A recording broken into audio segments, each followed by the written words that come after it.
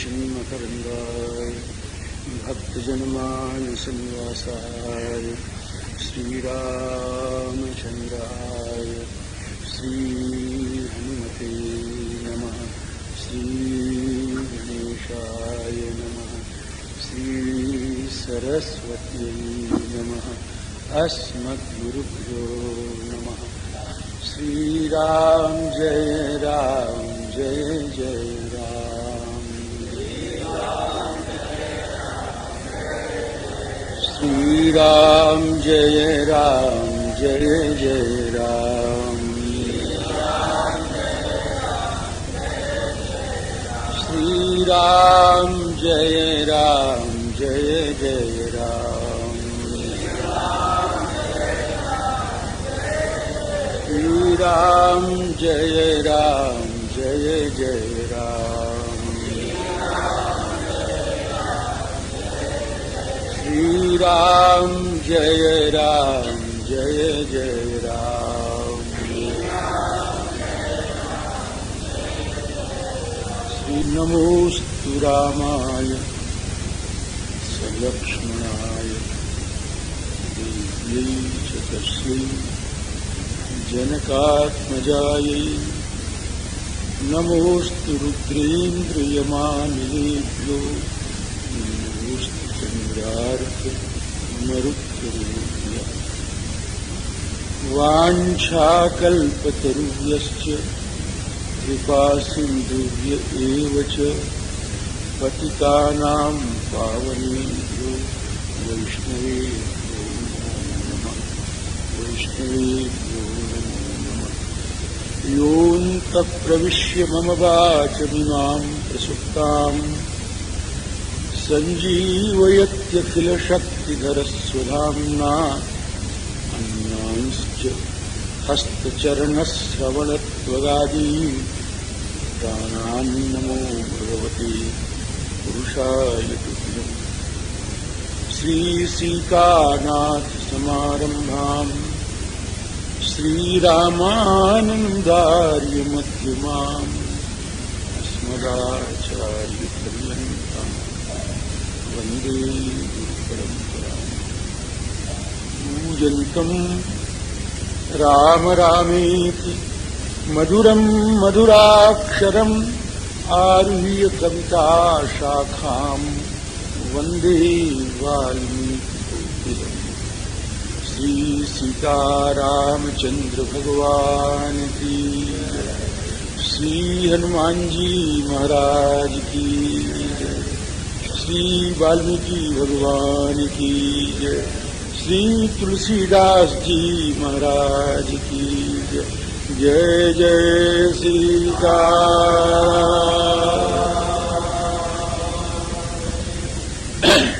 भगवान का मंगलमय पाणी ग्रहण संपन्न हो गया। चारों भाइयों का विवाह संपन्न हो गया। देखो श्रीमद् रामचरितमानस में तो ठाकुर जी का इसके बाद काफी दिन तक रहना लिखा है। और श्री मिथिला के लोग तो यहाँ तक कहते हैं कि यहाँ से ठाकुर गए ही नहीं। और उसी परंपरा को लेकर के हमने सुना है कि मिथिला में आज भी बारात जब जाती है तो बहुत दूर रहती है। और बारात को तो विदा कर भी देते हैं लेकिन दूल्हे को बहुत दूर रखते हैं। ऐसी परंपरा क्या वही चली आ रही है। तो कहते हैं हमारे यहाँ से राम जी कभी गए जो कुछ वो इनके भावों को हम प्रणाम करते हैं। लेकिन श्री वाल्मीकि जी महाराज जो हैं वो कहते हैं बस विवाह की रात्रि के बाद दूसरा जब सवेरा हुआ तो सबसे पहले विदा होने वाले में श्री विश्वामित्र। अथ रात्र्याम द्वितीयायाम विश्वामित्रो महामुनि आपृष्ट्वा तौ च राजानौ जगामोत्तर पर्वतम। दोनों राजाओं से पूछा। श्री चक्रवर्ती नरेंद्र दशरथ जी महाराज से और योगीराज महाराज श्री जनक जी से दोनों से पूछा कि भाई अब हमको विदा कर दो, अब हम जाना चाहते हैं, हमारा कार्य हो गया। और उत्तर दिशा में जो पर्वत है वहां पर प्रस्थान कर गए। तो वास्तव में तो इस बारात के सर्वे सर्वा महर्षि विश्वामित्र ही थे। विश्वामित्र जी के जाने के बाद अब किसी का मन लगा नहीं। चक्रवर्ती जी ने कहा महाराज अब हमको भी आज्ञा दें, राज्य कार्य छोड़ करके आए हुए हैं। विश्वामित्रे गते राजा वैदेहम मिथिलाधिपम आपृष्टवैव जगामासु राजा दशरथपुरी। महाराज श्री जनकराज से पूछा, बड़ा कर्म वातावरण हुआ होगा। इस प्रकार से मिल मिला करके आज्ञा लेकर के श्री चक्रवर्ती नरेंद्र भी अपने नगर के लिए प्रस्थान कर गए। अब यहां पर लिखा है, पूरा अध्याय है कि महाराज ने बहुत दहेज दिया है। दहेज तो देना ही चाहिए। जो लोग कहते हैं बिना दहेज के ब्याह करेंगे वो अशास्त्रीय काम करते हैं। चूस के नहीं लेना चाहिए, लेकिन जो दे उसको लेना चाहिए। और वो दहेज का जो धन होता है वो कन्या का धन होता है। तो वह महाराज ने खूब दिया। रास्ते में चले जा रहे थे, इतने में एक बड़ी भारी आंधी आई महाराज, बहुत बड़ी आंधी आई। और उस आंधी में सब के सब बेहोश हो गए।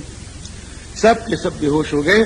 महाराज जी केवल कुछ लोग होश में रहे, जैसे वशिष्ठ जी महाराज हैं, चक्रवर्ती श्री दशरथ जी महाराज हैं, श्री राम जी, लक्ष्मण जी, श्री भरत जी, श्री शत्रुघ्न जी और कुछ महात्मा लोग, ये सब तो संज्ञा में रहे और सब निश्चिंत हो गए और सब मुझे। बात क्या थी कि उस आंधी पूर्व रूप थी। आंधी के सहारे महर्षि परशुराम जी महाराज पधार गए। अब यह भी प्रसंग तुलसीदास जी के रामायण से यहां पर अलग है। वहां पहले आए और यहां बाद में आए। लेकिन यह नहीं कि वो गलत है और सही है, या यह सही है वो गलत है, ऐसा कुछ नहीं। दोनों ही सही है। राम जी महाराज की एक अवतार तो हुए नहीं, अनेक अवतार हुए हैं राम जी के, ये आप समझने पहले। रामचरितमानस में एक महात्मा ऐसे हैं जो कहते हैं 27 अवतार तो मैंने देखे। हाँ, एक महात्मा है ऐसे, वो कहते हैं 27 अवतार मैंने देखे। इस तरह से बड़े अवतार हैं भगवान के। तो किसी अवतार में परशुराम जी देर में आ गए और किसी अवतार में जल्दी आ गए, कभी पहले आ गए और कभी बाद में आ गए। दोनों ही कथाएं सही हैं। अब महाराज जब वो आए तो जितने ऋषि लोग थे श्री वशिष्ठ जी महाराज के नेतृत्व में सबने परशुराम जी का खूब पूजन किया। एक बात ये भी बात है, जब पहले आ जाते तो पानी को भी नहीं पूछे जाते। अब यहाँ आ गए तो खूब बढ़िया पूजन हुआ, सब कुछ हुआ, षोडशोपचार पूजन हुआ हो। हाँ, तो प्रतिगृह्य तुताम पूजाम ऋषि दत्ताम प्रतापवान रामम दाशरथिम रामो जामदग्नोऽभ्यभाषत। अब राम जी से राम जी ने कहा, रामः रामम अभ्यभाषत। राम जी से राम ने कहा। तो राम कौन है? कहें यहां दो रामों का महाराज मुठभेड़ है। दो रामों का मुठभेड़। एक राम जो है जामदग्न राम है और एक दाशरथी राम है, बाप से परिचय हो रहा है। एक जमदग्नि के पुत्र राम है श्री परशुराम, और दूसरे मतलब परसा तो लग गया ऊपर से, उपाधि है। परशुराम उनका नाम नहीं है, नाम तो उनका राम।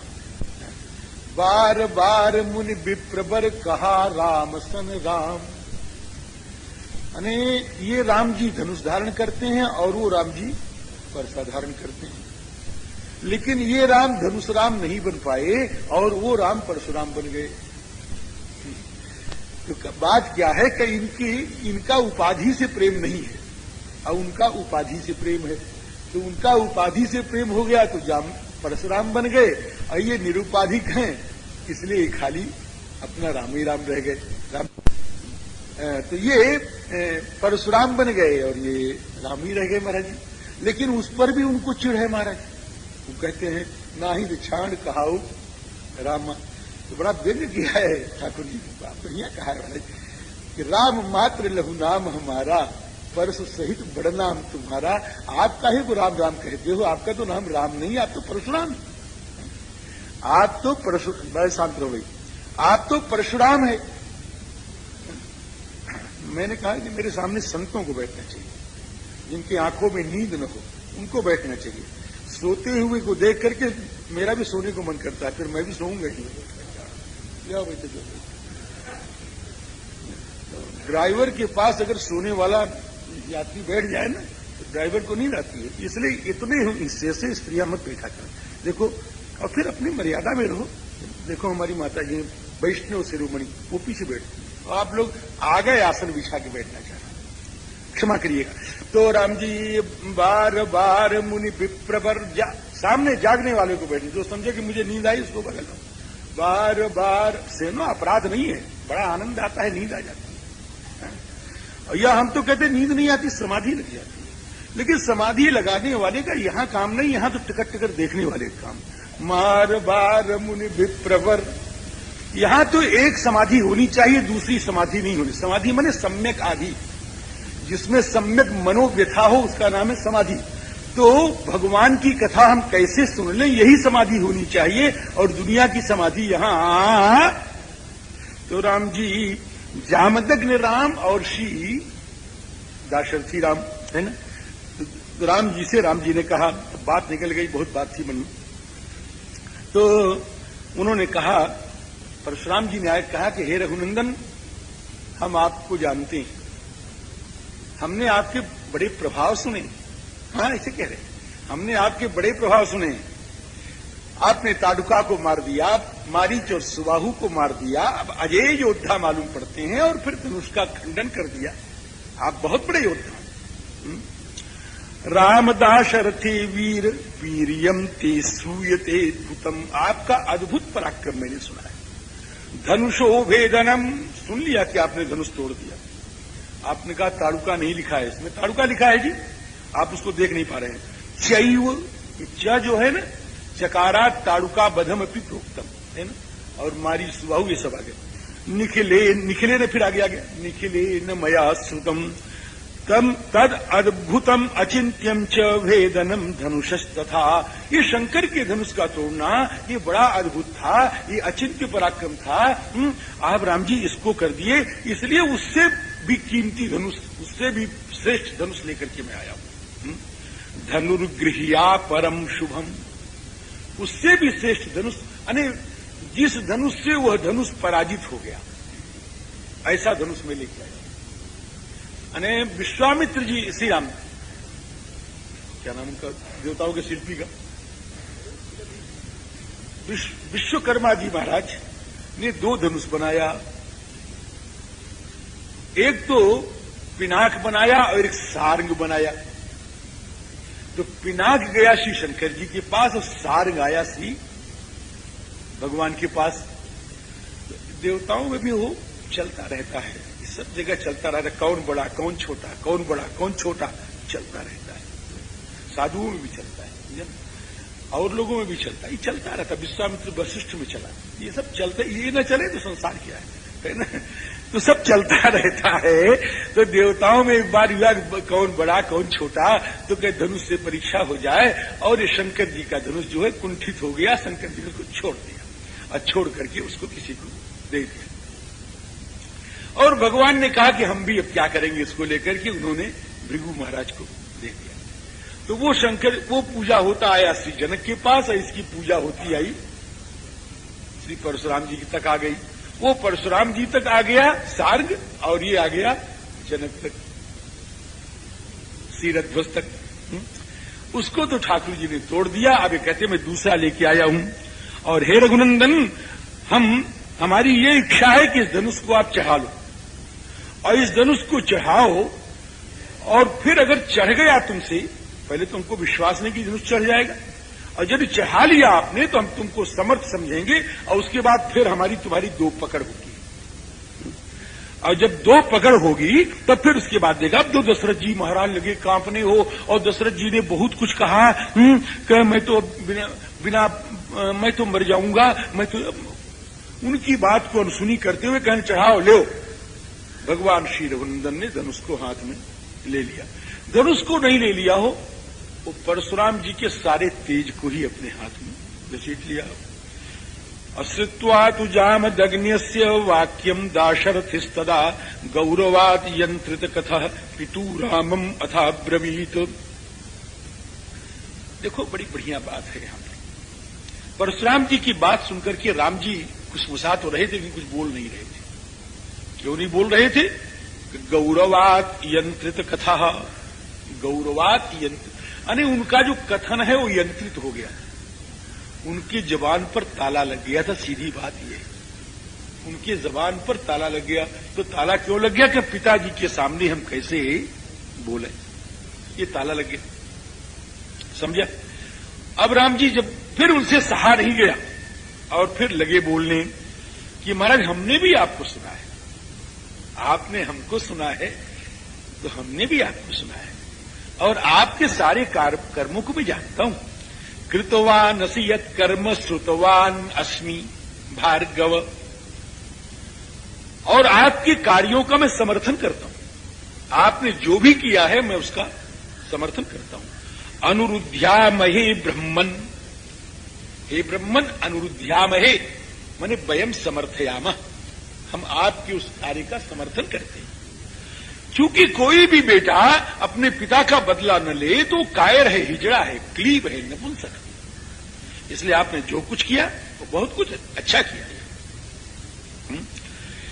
लेकिन अब रह गई बात इस धनुष की। अब मैं इस धनुष को चढ़ाने चल रहा हूं और उस धनुष को लेकर के भगवान, और भी भगवान निकाल, उस धनुष को लेकर के भगवान ने चढ़ा दिया महाराज जी। और चढ़ा कर अब ये भी धनुष कैसा है महाराज जी?